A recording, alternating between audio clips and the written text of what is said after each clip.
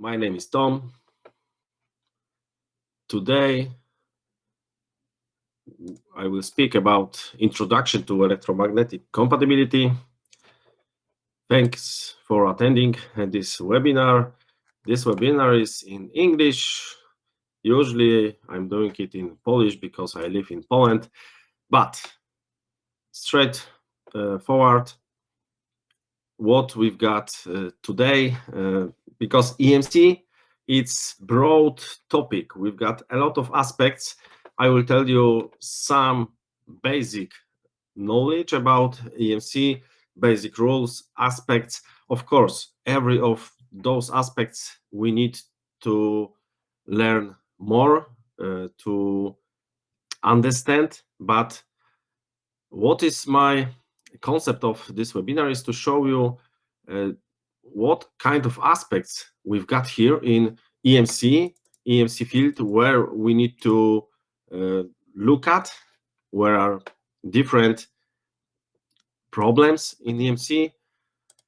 So we are today in engineering aspects because EMC, electromagnetic compatibility, is part of product compliance. If we would like to sell product in some markets, we need to fulfill some requirements, some directives, standards, and so on. EMC, electromagnetic compatibility, is one of those requirements, also connected with radio, but we've got more than one aspect. So today I will show you a little bit. In the chat, please ask me questions. I've seen your questions from registrations, and thank you a lot for those questions, because this would be topic for next recordings, for next videos, next video courses. In chat, you've got links.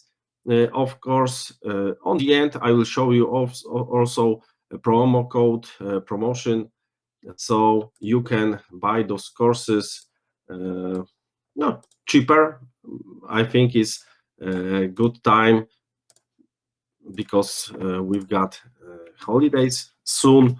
So today I will show you some things. My name is Tom. I'm owner, trainer, consultant in EMC. More than 10 years I work in EMC field. I am also member of EMC Society chapter, so it's part of IEEE Society. So if you are a professional engineer, you can join to our society. You've got additional materials, publications, and society.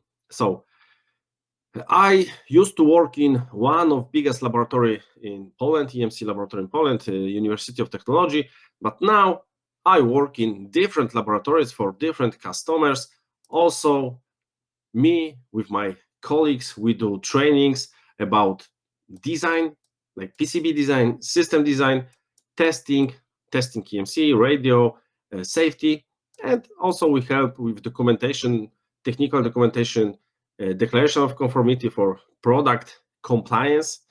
So we do very practical workshops, trainings, also at the laboratory. So you've got some pictures. So I think I know something about EMC, but I'm still learning, of course, because the field is so broad and we've got different aspects and different problems for specific situations. So today, shortly, a few words just about history, because history is in the past, but we are looking for the future. For the future, what next? What kind of problems we would meet in few days, years, and in next projects. Then maybe some basic concept definitions. Testing electronics at all, 4 main aspects, overview about standards, basic test setups, and on the end, Q&A. But during my presentation, you can also ask me something via chat. You can place there your question. I will try to answer. because what I've seen, I know much of you. A lot of people here are my colleagues. So, but also we've got some friends from another countries. That's why it's in English version, to show other sites, other companies abroad the Poland, that in Poland we've got very good specialists for hardware design, EMC testing, and technology at all.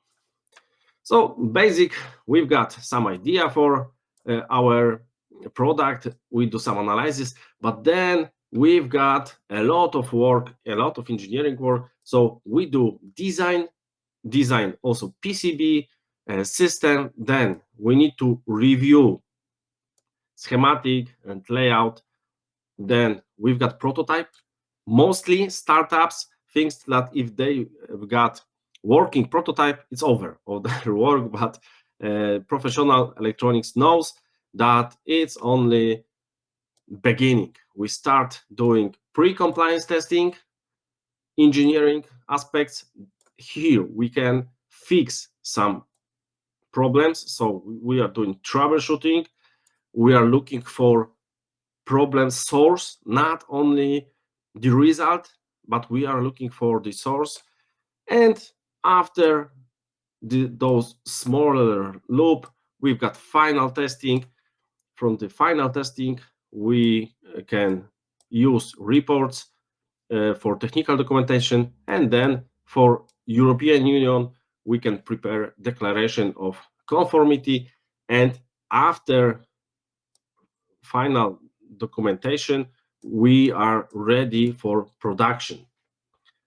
So it's not so easy, but the main concept here is to know your requirements on the beginning of the project here, because after can be too late to fix something or to change your product because layout is fixed, or other aspects are blocking you from the changing of your design. Oh, historically, of course, we had first problems with radio transmissions and telegraphs. So we've seen also problems with EMC, but mostly when electronics start going over, so we've got much more electronics now. Few years ago we had only radio and television. Now we've got much more systems, radio systems, but the standards came from military, from US military, because they started to see some problems with communication and with some problems with device are not working properly during some radio transmissions. We've got a lot of examples of this. During the war, we've got many aspects of electromagnetics, also emission and immunity. Also for spies, we can measure when we've got emission, so we can find soldiers where they are calling to their wives or something like that. But then in industry, we've got also a lot of problems, because we want to make transmission very fast. We are going far to send many gigabits per second. So we can see a lot of problems, even in small packages, even in very tiny things on your PCB.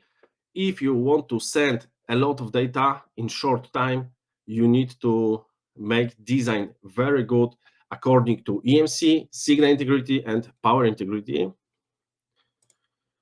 Of course, we've got a lot of frequencies, also in United States, in European Union, and each country. And we are using those frequencies from kilohertz up to many gigahertz. Here we've got 300 gigahertz. So mostly we are not looking so far up to 300 gigahertz.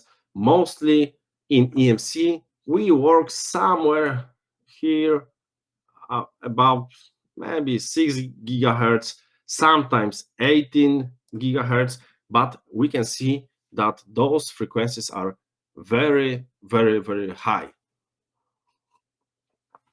But it can be some trap for you, because we think, okay, many of those aspects are important only for those gigahertz aspects, but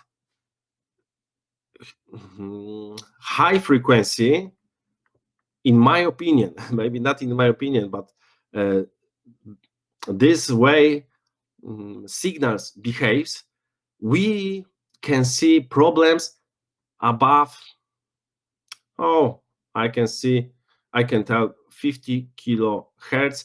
We've got many problems because we doesn't have any more direct current, but we've got frequency, and it changed the path of signal path. So the way how current behave is different for high frequency than for very low frequency. We've got different aspects. We've got safety, radio aspects, chemical aspects with materials, of course, machinery, safety, eco design. So also for explosive, different explosive environments. Also, we've got medical aspects, toys, military, aircraft, and so on and so on. But today we are talking about EMC, so electromagnetic compatibility, but also I will show a few words or a few slides about connection between EMC and signal integrity. Here we've got kind of chart that those things are connected, because what is signal integrity? SI, signal integrity. So it means that when here I've got my transmitter, I've got my receiver, I will send this shape. Here I will receive very similar shape, something like that.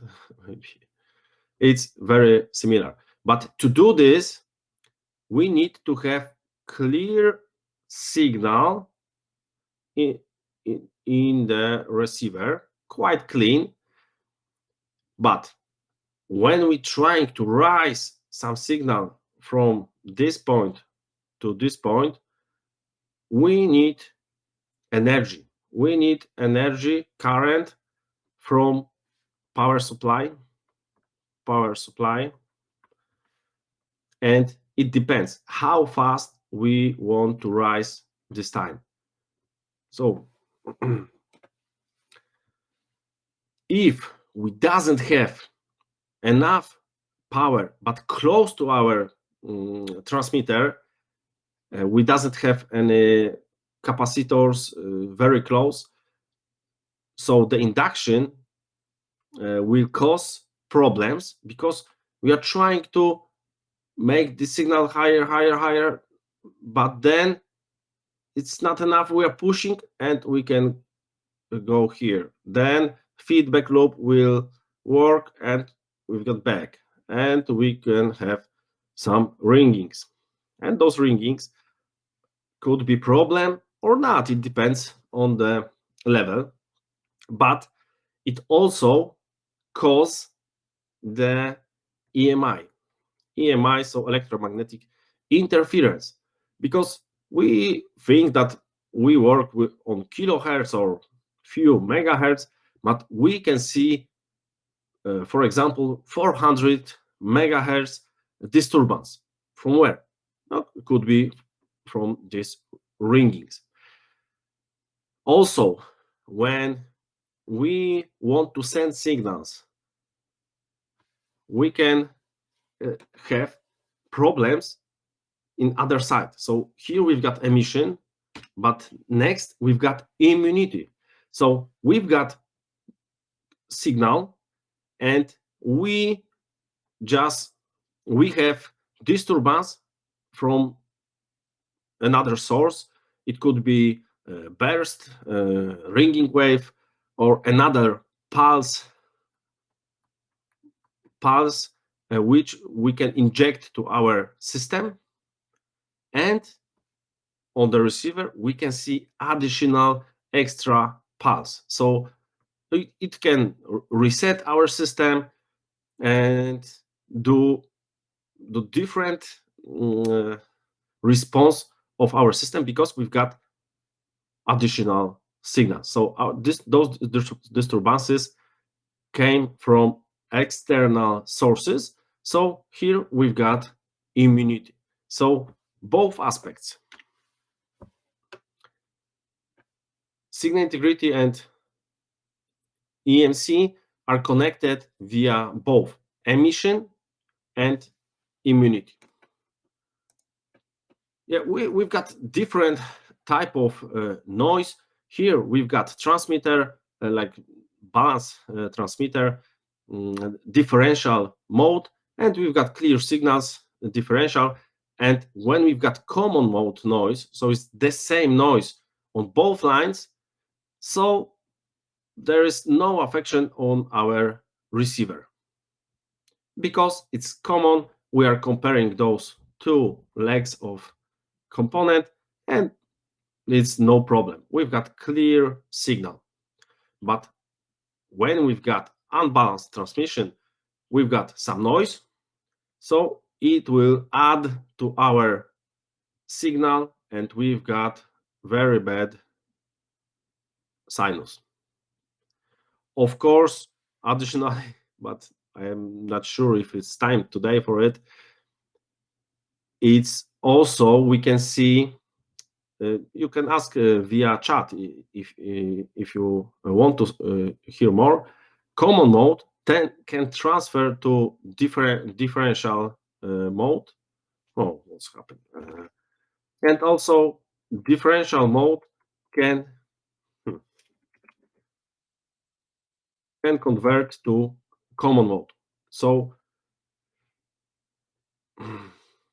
okay, this topic I will show much more in video courses and on other fields, because today I would like to show much more slides, but I'm just telling you that those problems can be seen on your design, and it's not so hard to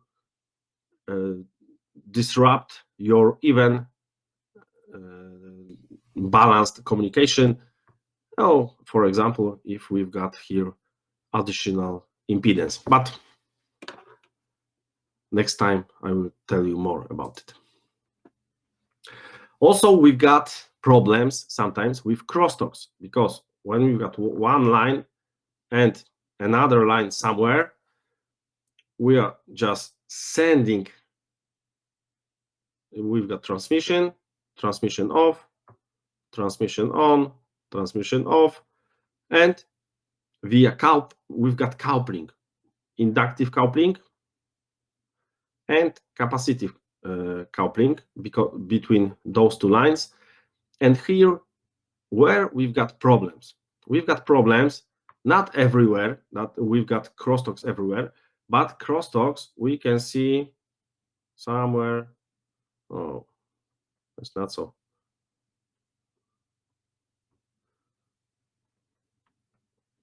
Whoa, strange. We've got problems not where we've got state state level. It's quite DC current, but we've got problems here when we've got rise time. So when it rises, we've got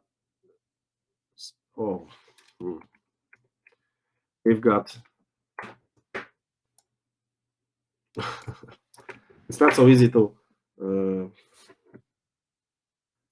draw. I prefer paper. So here we've got problem, here we've got problem, here we've got crosstalk, and here we've got crosstalk, for example. So another line is not connected to our first circuit. It can be disrupted by another line in our device.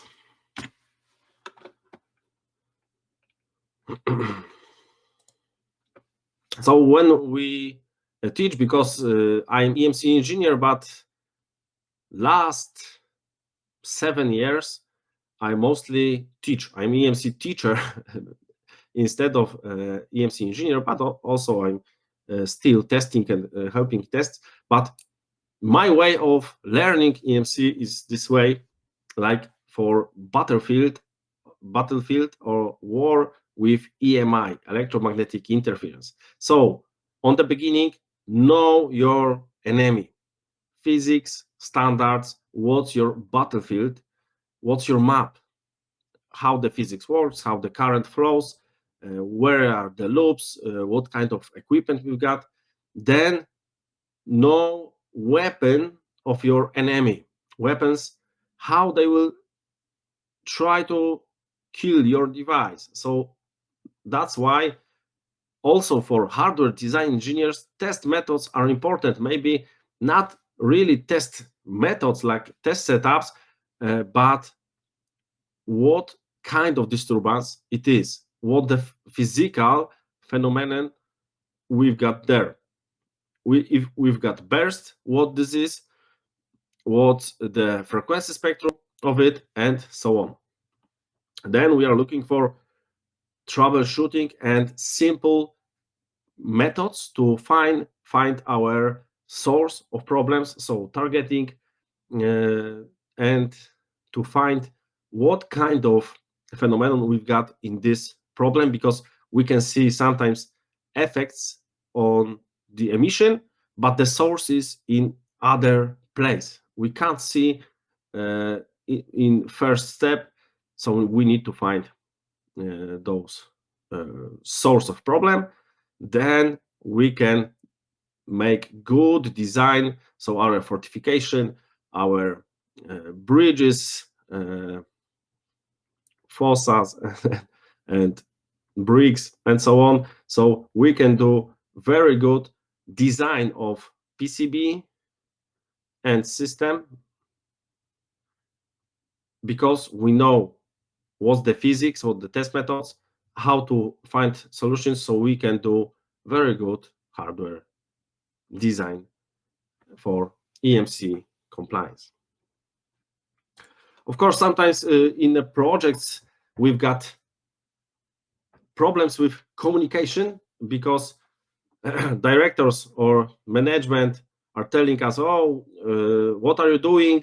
It's waste of time, faster, quicker, we need to save costs. So, but we engineers, we want to make those tasks as good as possible. We want to test everything, because we would like to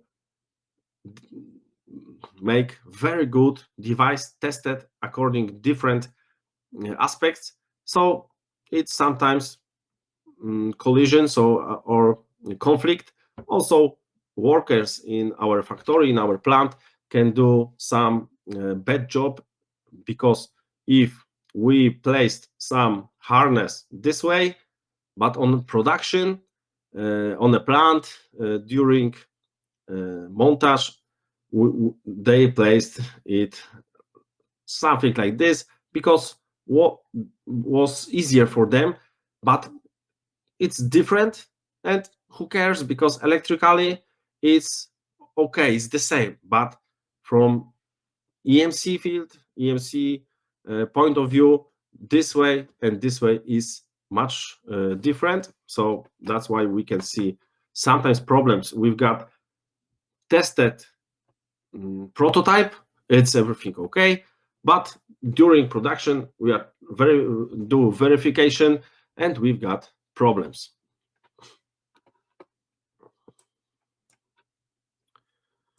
So we've got main 4 aspects in R&D electronics. So we've got requirements, law, standards, directives, rules. Then we need to know how to design, how to test, and how to do troubleshooting. So what's the EMC is? EMC means that your device doesn't emit too much. What does it mean too much? We've got some levels we can emit. So our transmission, unwanted transmission need to be lower than the limit. And also we've got immunity. So we are sending disturbance from other source like radio frequency transmitters, like switching modes and so on. So our device needs to work properly during disturbances. Why so important these days? I told you on the beginning, because we've got a lot of devices, a lot of radio devices, a lot of switching modes devices in our system. On one PCB, we've got one PCB, and we can have 1, 2, 3, 4, 5, 6, 7. It depends. Switching mode, DC, DC, of course AC, DC, and also digital to analog converter and other way. So we've got a lot of equipment. Even in cars, we've got hundreds of meters or kilometers of harness cables, different devices like radars, LED, and so on. Even in medical field, we would imagine that there's clear and everything is controlled, but the real world is kind of mess about electromagnetic noise. So we need to care about electromagnetic frequencies, because it's also the business, because each country sells for operators different transmission parts, so they can transmit this frequency range. I can work in this range, you can work in this range, but when other systems are trying to work very close to our system, it's not good. And I've seen this kind of project that was transmission and in fire station, but HDMI cable did disturbance somewhere here. So the transmission in fireplace were disrupted because other signals were adding to our transmission. So changing of HDMI cable was the solution. It was kind of simple solution, but not always it's so easy. I'm not sure if you can hear me, understand, maybe some feedback. Someone can write something, because I feel like I'm telling to myself, but of course it's not the problem for me. Okay, very clear. Okay, can you? Thank you. Of course, the cost, because management will tell you, oh, the tests are very expensive, trainings, workshops, and everything is expensive. So we're trying to not spend a lot of money for testing and preparing, because it's time, we've got milestones, and we need to do fast, very fast, everything, because customer is waiting for our design. We need to send for production, factory or plant is waiting for us. And then on the end, we've got scrap. We've got problems. It's expensive to solve on the last stage of product development. But when we do prevention, when we do when we've got prevention, so we spend more time on the beginning, knowing requirements, testing, learning. On the end, the cost is lower. When we design system or device, we got on the beginning concept and of the system requirements, subsystem, modules. We've got hardware and software development. And then we test for module, subsystem, and full system testing, and then validation. So we are looking for design rules, guidelines, best practice. We prepare test plans, test cases, component specification, of course, system requirements, and product specification. We do all these things, and sometimes engineers need to prepare a test plan, like EMC test plan, but they doesn't know what does it mean. So it's hard for them. But if you understand those aspects, those physical phenomena, it's much easier to prepare for tests and to follow design rules, because we've got some design rules that are quite old. Some design rules are from audio world, so it's very so it's low frequency, it's up to 20 kilohertz. So those design rules are not working really for our designs now. Okay, oh, I didn't translate something, but we've got EMC, emission, and immunity. Immunity, we can tell also susceptibility. It's not the same, but here for engineers, it's the difference not so big. So we've got emission and immunity. Emission, conducted, so what's in our wires, in our harness, and also radiated emission, what can radiate from our device. It also connected with antennas. So we've got antenna and we've got emission. And the immunity is very similar or the same. We've got conducted immunity and radiated immunity or radiated susceptibility.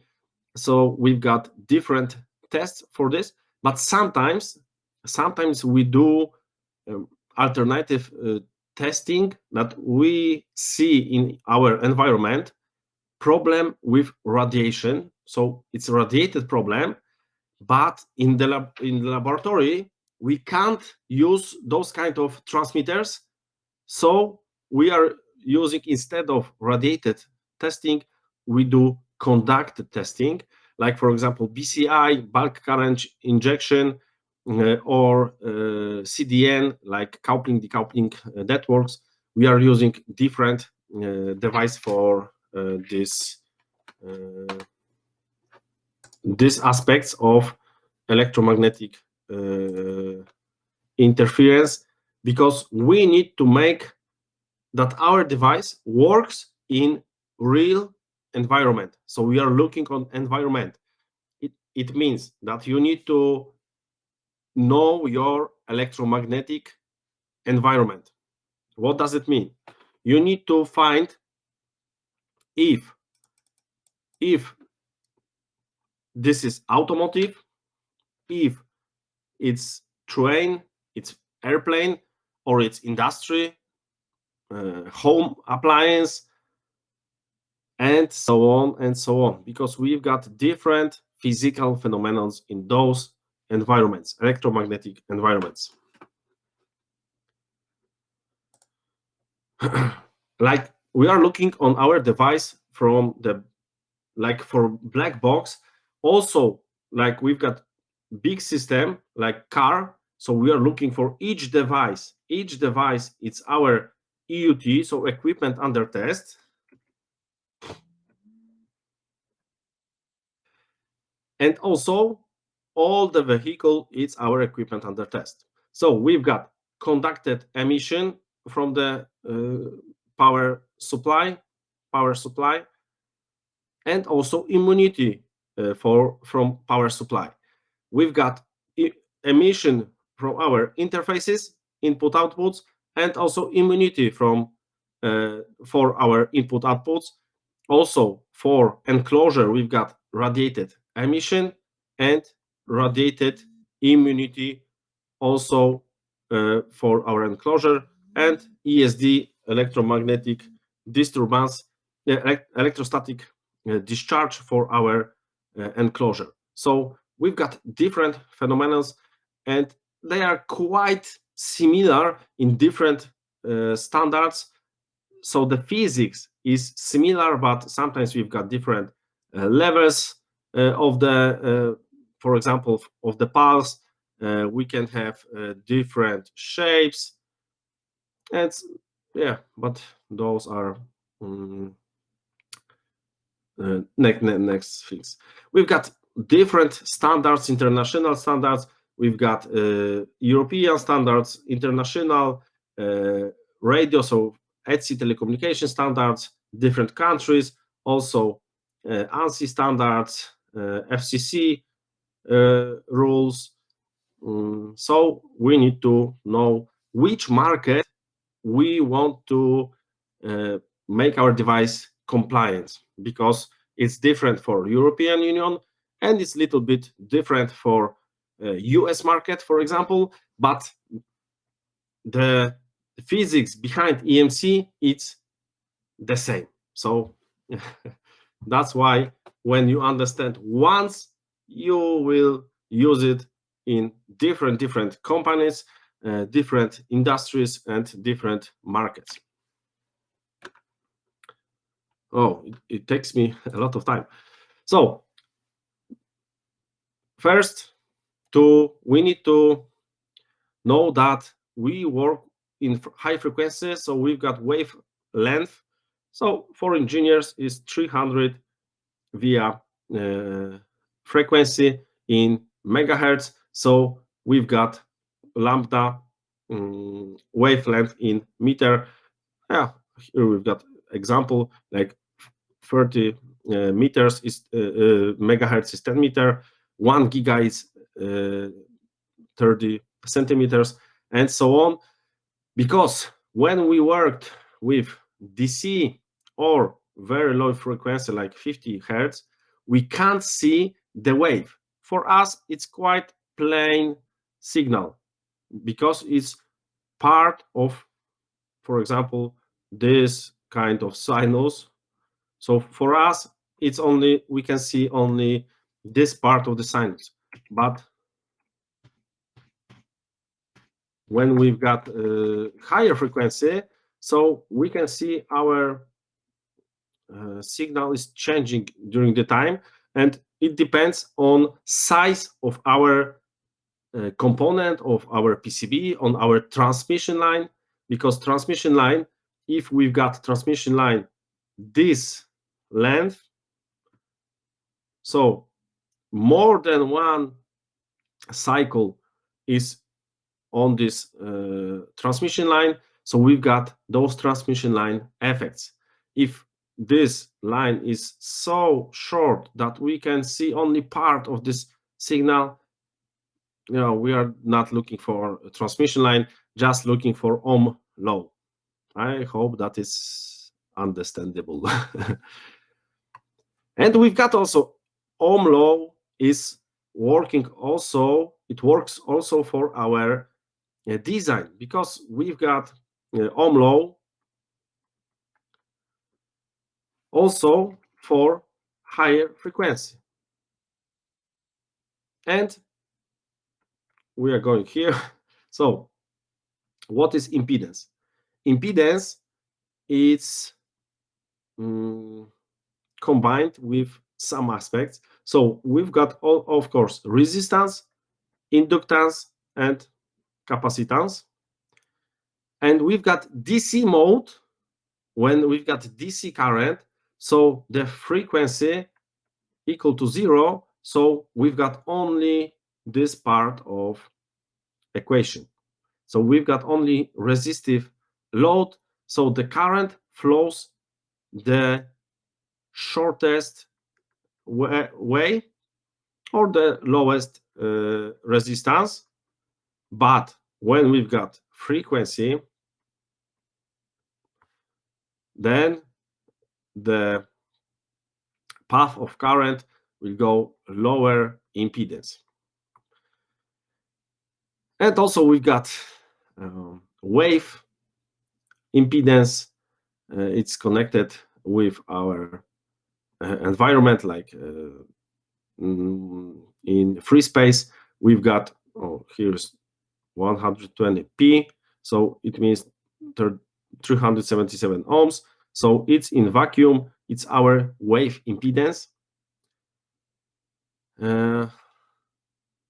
How it affects our design, I will show you in a few minutes. I will try to do faster explanation.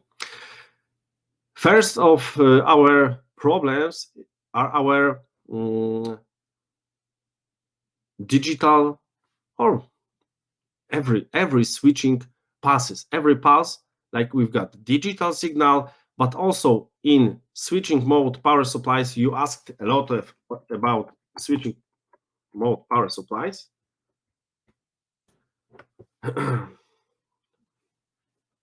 So when we've got this way, so we've got rise or fall time, and even if our frequency of repetition of those passes are very low, but if we've got very short rise time, our spectrum will go very, very high, up to few gigahertz. And here I've got an example. I've got oscillator works about 2 megahertz, 1.8 megahertz, and near field probe, I can measure the spectrum of these disturbances up to 700 megahertz. For here we've got electric probe, so electric field, it's up to 700. But what's important for you, or for me also, when we've got source, here it's our PCB, here is our source of problem, and we can see our source in near field probes.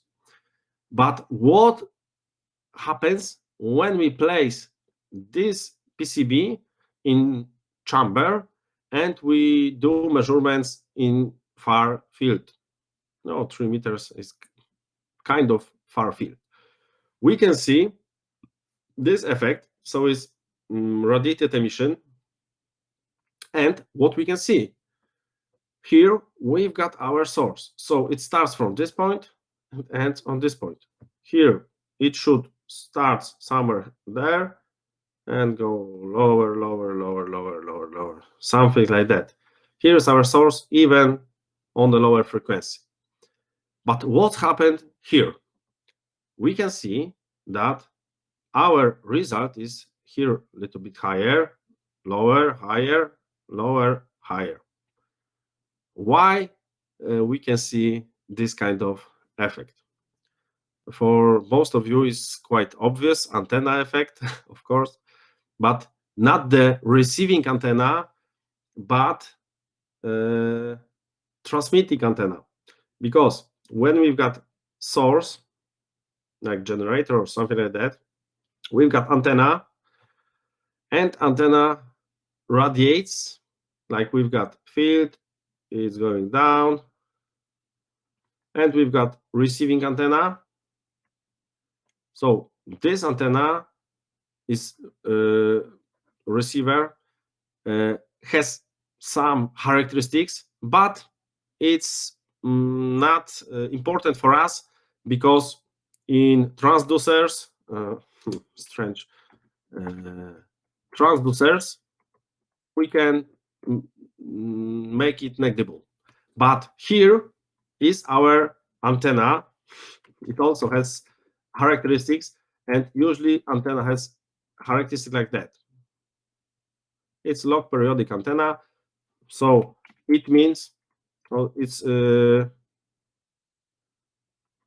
VFS, YFS. So it means that this antenna will radiate very good in this wavelength, this and this and this, and so on, so on, so on, so on. So here is bad antenna, here is good antenna. That's why we can see sometimes that we can, here we've got a lot of noise, a lot of emission, and we, of course, standing wave could happen, but sometimes customers ask me, Tom, I've got a problem on 100 megahertz. So I'm looking on this chart, I'm telling you, doesn't have problem on 100 megahertz. This is only effect. This is only result, but your problem, your source of problem, is in lower frequency. In conducted emission, we can see this 1.8 megahertz. So we've got here from the beginning a lot of problems. So we need to solve those problems here, and then we will have much less problems than before. Of course, we can destroy our antenna and make it shorter, but on the beginning, we're trying to work on the source of the problem, not on the effects. So we've got different coupling effects. In near field, when we've got big change of current, so di dt, so we've got change of current, so it's magnetic, because current means that we need to close the loop. We've got closed loop, current flows. When we've got open loop, so what is it? Capacitor. So it's electric field. So that's why we've got inductive coupling, capacitive coupling. When we go farther and we can see antenna, we can make, if our source is strong enough and antenna is quite good, so we've got radiation, and also we've got conducted aspects where the electrons flows. But mostly what we are working with those problems that there are not electrons in our conductor, but we are working with magnetic field around those wires, and also electric field between those fields. So the energy is in the field, is between conductors, not inside conductor. So that's why we've got a lot of problems to understand on the beginning. When we look for a different solution, also is very common practice that someone will tell you that place 100 pico, or no pico, nanofarad, and it will work. Of course, but we need to look on capacitor and different components impedance via whole frequency range, because the capacitor, the ideal capacitor, will make lower impedance, lower, but on some place we've got series inductance, so it will destroy our capacitor, and we've got resonant point. It's similar for chokes or for inductors. So the ideal inductor will make very high impedance, but between those wires in our inductance, we've got capacitance. So in some place, the capacitance will short our circuit, and we've got this kind of characteristics. Here we've got example about the same capacitor. So we've got 1 nano. I don't know why those bars are 1 nanofarad capacitor, but connected to the ground via 1 centimeter, half centimeter, 1 millimeter, and multiple via and directly. And we can see that the same capacitor connected differently to our ground, to local ground. It means that the same capacitor will have this kind of characteristics, but in the same capacitor in other way we have this kind of. So here we've got huge difference between those impedance. That's why we are trying to make very short connections to our G&D to local ground, to make the smallest loop, because the loop of current, maybe in inductance, in inductance of our circuit, depends not on the length of this wire, but also on the shape, because this shape is not equal to this shape, even if the length is the same. The area could be different. We are looking on area because we remember Maxwell laws, and we are looking for circuits and where we've got loop of current.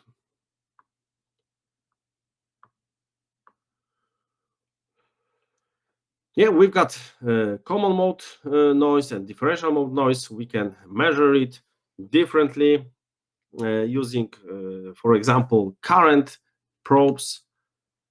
And also this effect we are using to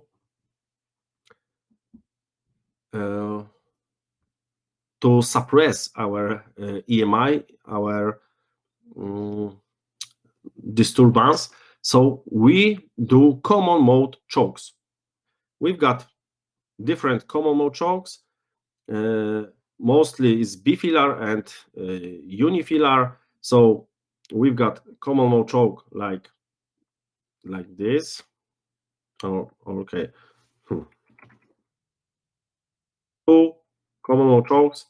One choke is this way, and other choke is going this way, and other line very, very close. Why we've got those two components? Because the field from one wire to another can cancel each other when it's the same shape, or it can no, it's good coupling between those two wires. If it's very good, like here, we've got better coupling between those two wires than here. So the differential mode suppression is bigger in which component? One or second one? First or second? Differential mode suppression. Which second? Okay. Maciej knows a lot of EMC and signal integrity, but yeah, that's why on the power supply, we are using this kind of common mode chokes because we've got a better isolation for from electrical point of view. But the suppression will suppress also common mode and differential mode a little bit, but on data wires or on transmissions, we are using those common mode chokes instead of, because here we've got very, very low differential mode suppression. Yeah, how the current flows. Here we've got load, here we've got our source, and the current flows here via those trays, and for 1 kilohertz. So like for DC, the current will go, because here we've got metal plane, like ground plane or VCC, so it will go direct. It's also for audio and for supply. Very low frequencies are working this way. So the lowest low resistance. But what happened when we've got higher frequency, for example 10 megahertz, but the effect we can see above 50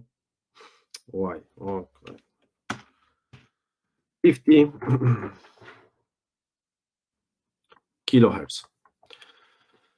Now we've got the same situation, the same PCB, the same plane under our trays, but now the current doesn't want to go here. Why? Because it's strange. I don't know if we've got time for discussion, but I can show you via some experiments that's true. That's why the current will travel under the track, because we are looking for the lowest impedance. And impedance, we remember, that is not only resistance, but it's also L, like inductance, and 1.C. So here we've got good coupling, so we've got bigger capacitance between trace and plane. For example, also we've got modular inductance, but maybe next time more about it. So test setups. We've got emission, radiated emission. We can test also like semi-anechoic chamber, full anechoic room, term cell, strip line, reverberation chamber. Conducted emission we can measure via listen or artificial mains network, or voltage probe, or using current probe. And for immunity, we've got also chambers, magnetic field antennas, we've got pulses, ESD, and coupling to harness.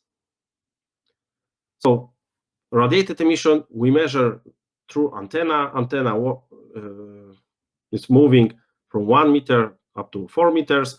We've got some distances, 3 meters, sometimes 3 meters distance. EUT can be placed on 80 centimeters, sometimes on the ground. And we've got frequency for radiated emission mostly started from 30 megahertz up to 1 gigahertz always, sometimes to 6 gigahertz, and for radio equipment for 18 gigahertz, for radars even much more farther. We've got different antennas. We've got rod antenna, loop antenna for low frequency. We've got biconical, log periodic antenna. We've got ultra log antenna, horn. So different antennas we are using. We are trying to look around. So what's the direction of our from our device?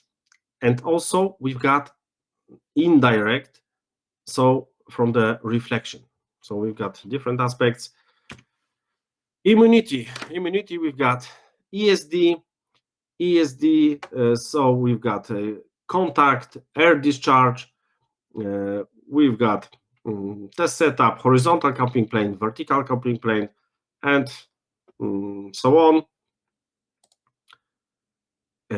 Consequences on ESD can be seen after some time because we've got some problems here, but the current still flows, but everything is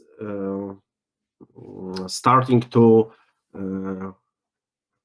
make bigger temperature and can be seen after some time. We've got different shapes of ESD pulses, depends on this load of discharging load of our ESD gun. We've got radio immunity, radio frequency immunity. We've got continuous wave. We've got modulation, amplitude modulation, and also pulse modulation. We can find those requirements in different standards. Radiated emission, we can do in different test setups. Conducted immunity, we've got the most popular in industry and domestic. We've got ESD, burst, and surge. But what's the important? It's rise time about those different pulses, and it also connected with energy, because energy is this space under the chart. So we've got here like burst, surge has microseconds, so it's very big energy. Burst is lower energy, ESD is lower energy. And yeah, we can see pulses in different data, our connections, internal connections. We can see this kind of problems. This is narrowband noise, it's broadband noise. Oh, on the end of this webinar, we've got some things to prepare for EMC test plan. Of course, standards, frequency, loads, software, grounding, testing modes, assessment criteria, limit and levels. The most important and the hardest things for beginners are those two things, or maybe it's not so easy to prepare which test modes and assessment criteria for testing, because limits, levels, and we can bring from standard, but testing mode and assessment criteria, it's our work to do. Of course, we can simulation, we can simulate those problems via different software. We've got a lot of literature via internet, but also we've got some videos on my YouTube channel or platform with video courses. Most of those courses are in Polish, but here, because Kumar asked me if I can bring you presentation. So on this, on our website, in this platform, this webinar will be video recording will be on this platform for free, and also presentation you will find there. But also, if you will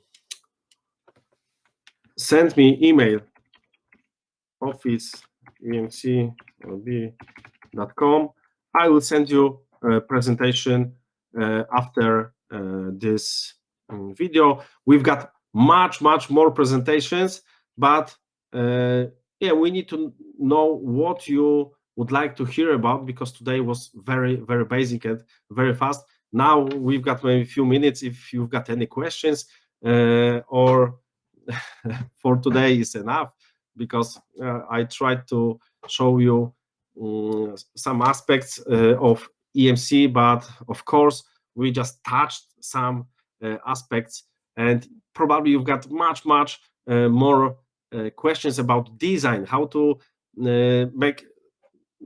solve problems. Yeah. So here is contact to me. We can make online consultancies, online trainings. We can do trainings in-house in your company. We can prepare also training at the laboratory if you want. We can prepare test plans. Of course, next year we'll prepare a conference for hardware electronics design aspects, different test cases. Also, you can find me on LinkedIn, Facebook, and our website. So I hope that the webinar was helpful for you, or maybe just interesting, or just summary of your actual knowledge. So if you've got any question or any feedback for me, I'm a few minutes here for you. So feel free to contact me via LinkedIn or via Facebook, or just call me. We can speak, because I'm EMC fan. I work with EMC more than 10 years, but still I can see this topic like interesting. So I like it a lot. I work for different companies, and who knows me, you know that usually I'm preparing very practical trainings using spectrum analyzer and different PCBs and so on. So if you want to train your R&D designers or EMC engineers for testing, we can help to provide some trainings or to explain some standards, or how to fix some problems, because sometimes it's very easy to solve problems, but usually you are calling us on the end after all solutions you've got, you tried, then you are calling us. So I'm trying to fix it. Not only me, but I also cooperate with my colleagues from different specialization, because one of my colleagues is I know better in power electronics, different in radio modules, different in safety. So we cooperate to help R&D teams to make better designs and to make good product compliance, to send products according to the law and to the standards. So thank you very much. Thank you for your attention, because it's during the work time. So we've got more than 50 attendees, so it's quite interesting that even introduction, because it's basic EMC, it's also interested for you. So thank you very much, and see you next time. On next week we've got another webinar, but I need to check what kind of topic we've got there, because I don't remember. So please look on our social sites, or via email. We will send you information about recording of this webinar, and also next our webinars. Okay.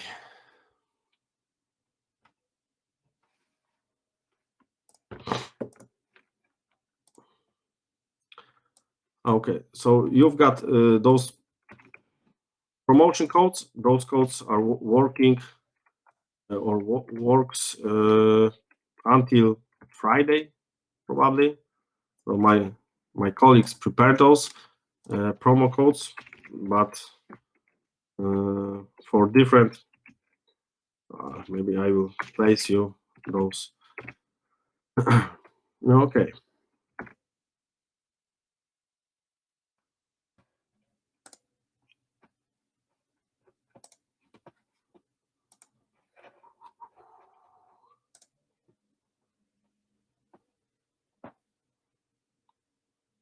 Thank you. Galileo. Galileo, from where? From Italy or where? Which countries you represent?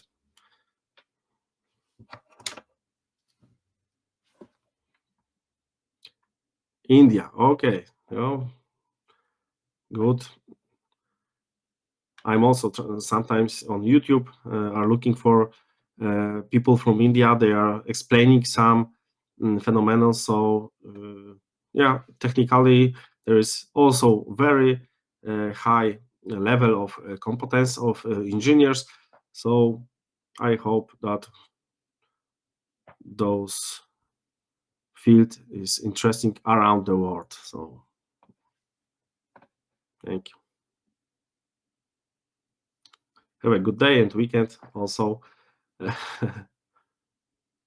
Okay. I will send you a presentation, but it's so basic presentation. I'm not sure if it can help you in some way, but of course I will send. I've got no problem with sending because we've got thousand of slides, different slides, but mostly I'm trying to draw much more on the paper to explain during the training because it's more interactive, but slides also helps to understand, to visualize some rules. So it can be helpful, but it's maybe not so. Yeah, next I will prepare some detail things because here we've got only general rules. Okay.